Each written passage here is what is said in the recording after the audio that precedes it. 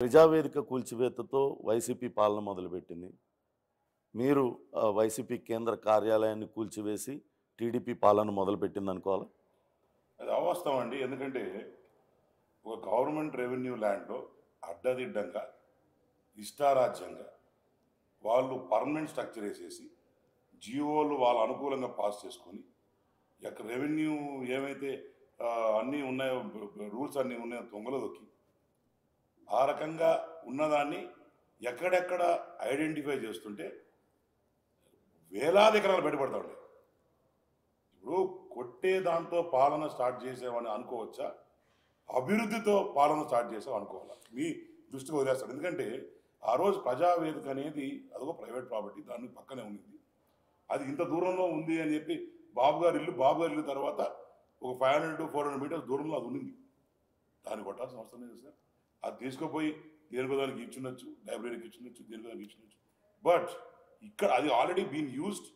అదొక temporary structure కూడా తెలుసు మీకు, పర్మనెంట్ స్ట్రక్చర్ కాదు. కానీ ఇక్కడ చూస్తే ఒక ప్రభుత్వ భూమిలో, ప్రభుత్వానికి చెందిన భూమిలో పర్మనెంట్ స్ట్రక్చర్ వేస్తున్నారు. కంప్లీట్ కాల, దాన్ని దేనికి ఉపయోగపెట్టుకోవాలి? స్లాబ్లు వేసి పిల్లర్లు వేసి పెట్టున్నారు. అంతేగాని దాంట్లో మొత్తం ఫినిష్ అయ్యి దాంట్లో ఎవరు వాడిందిరా, చచ్చిందిరా. మళ్ళీ పక్కన ఫారెస్ట్ ల్యాండ్ ఉంటే అది కూడా అంతా కొట్టేసి దారుణంగా చేశారు. సో అవన్నీ ప్రాపర్గా ఏమేమి ఉన్నాయో దాని మీద రూల్స్ ప్రకారం చేయండి అని ఆదేశాలు ఇచ్చాను తప్ప దీన్ని కొట్టండి. ఇప్పుడు జగన్మోహన్ రెడ్డి కూడా ఇల్లు కూడా ఇబ్బందులు ఉంది, అది కొట్టలేదే, అవునా కదా? సో ఇక్కడవన్నీ ఉన్నాయి. సో ఎక్కడైతే ప్రభుత్వం తన ఆస్తులని కాపాడుకోవడానికి మాత్రమే ఈ చర్యలు తీసుకుంటుంది తప్ప ఇవో పర్సనల్ వెండేటాను మాకు జగన్మోహన్ రెడ్డి తేడా లేదండి. ఈ డిడే పర్సనల్ వెండేటా పాలిటిక్స్, ఒక గ్రడ్జింగ్ పాలిటిక్స్. మీది కూడా అట్లానే అనిపిస్తుంది కదా, కార్యాలయాలన్నింటినీ టార్గెట్ చేసి వాటికి నోటీసులు ఇవ్వడం. వీఆర్ నాట్ టార్గెటింగ్ ఎనీథింగ్ అండి. ఇప్పుడు కాళహస్తి ఎత్తుకుంటే శ్రీకాళహస్తి దగ్గర 78 నుంచో నేను చూసినప్పుడు 78 ఇల్లు కొట్టాను. ఆ 78 ఇల్లు ఏంది?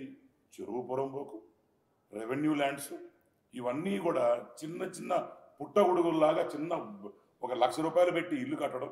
ఇల్లు కూడా కాదు, అది 4 ఇటుక రాళ్ళు తీయడం, దాంట్లో ఒక 50,000 ఇచ్చి ఎలక్ట్రిసిటీ కనెక్షన్ తెచ్చుకోవడం, దాన్ని రెగ్యులరైజ్ చేసుకోవడం. ఇదే పనిలో ఉంది ఎమ్మెల్యే. తన అనుచరులకు అందరికీ దొంగ పట్టాలి. మళ్ళీ ఇవన్నీ not given by the government. ఈ ఎంఆర్ఓలు ఎంత తొత్తుగా తయారైనారంటే ఎమ్మెల్యే చెప్పినట్టు చేయడం, రూల్స్ అన్ని తొంగన దొక్కడం, వాళ్ళ ఇంట్లో పనులు లాగా పనిచేయడం రకంగా చేశారు. పార్టీ కార్యాలయాలకి ప్రభుత్వ భూములు కేటాయించడం అనేది గతంలో కూడా జరిగింది. ఇప్పుడు టీడీపీ కార్యాలయాలు కూడా చాలా వరకు లీజుకి తీసుకొని అందులో కట్టినాయి. మరి మీకు పర్టికులర్గా వైసీపీ కార్యాలయాలు ఎందుకు మీరు టార్గెట్ చేశారు అనుకో? మంచి ప్రశ్న అండి. ఇప్పుడు ఈ వైసీపీ కార్యాలయాలకు టార్గెట్ చేయలే, ఏ భూములు కట్టినా టార్గెట్ వేస్తాడు. ఇప్పుడు ఫర్ ఎగ్జాంపుల్ కాళహస్తి అండి, కాళహస్తిలో అంత పెద్ద ఆఫీస్ కడుతున్నారని నాకే తెలియదు. 5 సంవత్సరాలు నేను అక్కడ ప్రతిపక్షంలో కొట్లాడినా తిరిగినా, ఎప్పుడు అటు సైడ్కి పోయినా సరే ఇది ఏందని అడిగితే ఏపీఐసి భూమి ఏపీఐసి వాళ్ళకి ఇచ్చి వాళ్ళు కడుతున్నారన్నారు తప్ప ఏ రోజు కూడా జగన్మోహన్ రెడ్డి కార్యాలయం ఎప్పుడో ఆయన 5 సంవత్సరాల్లో ఒక 10 సార్లు ఇంటికి బయట వచ్చింటాడు. తిరుపతికి కొండ పోయినప్పుడు 2 సార్లు వచ్చింటాడు. దాని వచ్చే 2 రోజుల కోసము అంత పెద్ద కార్యాలయం. అది కూడా ఏంది? ఏపీఐసి ల్యాండ్ ఉంటే APIIC land transfer to revenue.